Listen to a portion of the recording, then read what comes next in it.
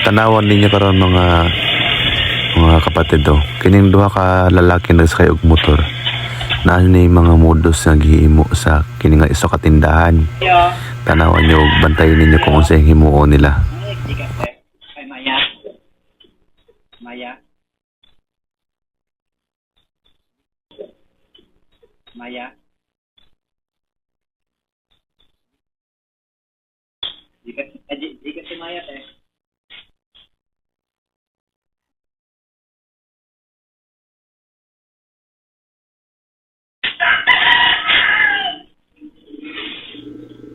Tanawa sila.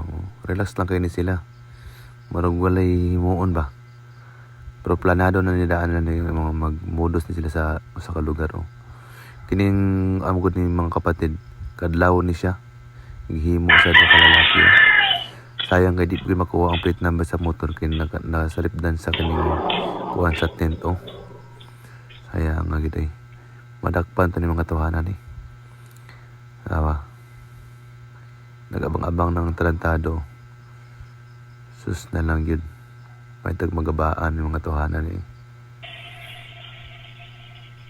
Or madisgrasya na sa sinapagpadagan sa motor.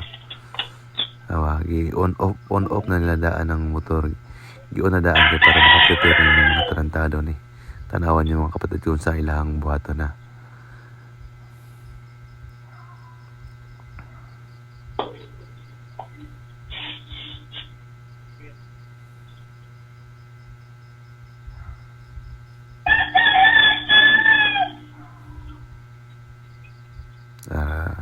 Gas grilyo pang tarantado.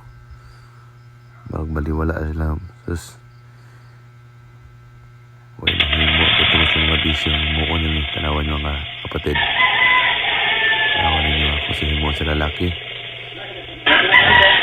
Nalilin na siya.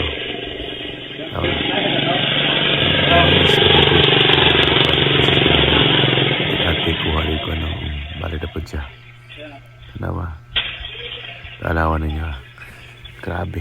Di makaya ng bilyan. Tuwar na. Didagan na dito siyang kwalito na. Didagan na siya.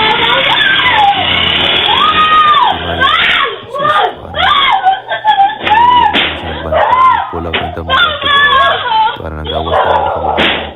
Naghihulpot ang cellphone. Wala girin ka. Di na ito mahabol eh. Oh yes. Bantay. O pa'y tulog. Gimodus pa sa tarantado. Gaba rin nyo. Muna lang ng mga kapatid. Pakishare na lang po. Thank you.